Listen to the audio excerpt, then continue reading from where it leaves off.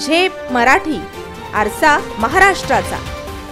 सुनील तुकाराम नेरकर, आदराने साऱ्यांचे तात्यासाहेब, केवळ वाणी समाजाचेच नेते नव्हे तर सामाजिक, शैक्षणिक, सांस्कृतिक, राजकीय, आध्यात्मिक अशा विविध क्षेत्रात चौफेर काम करून आपली स्वतःची ओळख निर्माण करणारं हे व्यक्तिमत्व अखिल भारतीय वाणी समाज प्रबोधन संस्थेच्या राष्ट्रीय अध्यक्षपदी बिनविरोध निवड झाल्याने ते पुन्हा एकदा चर्चेत आलेत। राजकारणातून समाजकारण नव्हे तर समाजकारणातून राजकारण करणारे आणि आपल्या राजकीय संबंधांचाही उपयोग समाजासाठी कसा होईल यासाठी धडपडणारे सुनील नेरकर हे संपूर्ण वाणी समाजासाठी मोठा आशेचा किरण आणि भक्कम आधारस्तंभ ठरलेत।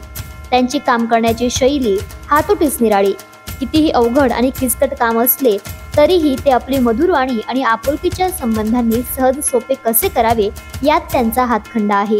व्यापक अर्थाने सामाजिक काम करताना आपल्या समाजासाठी, वाणी समाजासाठी त्यांनी ऐतिहासिक काम केले। महाराष्ट्राच्या कानाकोपऱ्यातून आणि तब्बल 12 राज्यांमधून आलेल्या समाजातील मान्यवरांनी एकमुखी एका सुरात सुनील नेरकर यांची अध्यक्षपदी निवड केली।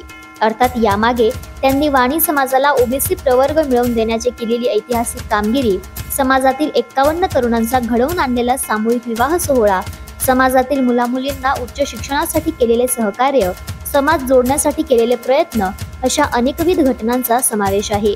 सामाजिक बांधिलकी जपणे हा शब्द सध्या नेहमीचाच बनला असला तरी नेमकी सामाजिक बांधिलकी जपावी कशी हे काही व्यक्ती आपल्या कृतीतून दाखवून देतात। स्वतःसाठी तर सारेच जगतात, पण इतरांसाठी, समाजासाठी जगण्यात मनाची उदारता लागते। समाजाप्रती तेवढी कृतज्ञता आणि काहीतरी करण्याची धडपड असावी लागते आणि अशी धडपड आणि कृतज्ञता असणारं व्यक्तिमत्व म्हणजे सुनील तात्या नेरकर। सुनील तात्या नेरकर यांची राष्ट्रीय अध्यक्षपदी झालेली निवड ही केवळ वाणी समाजासाठी गौरवाची बाब नसून धुळे जिल्ह्यासाठी देखील भूषणावह आहे, कारण त्यांच्या निवडीने धुळे जिल्ह्याच्या लौकिकात देखील मोठी भर पडली आहे।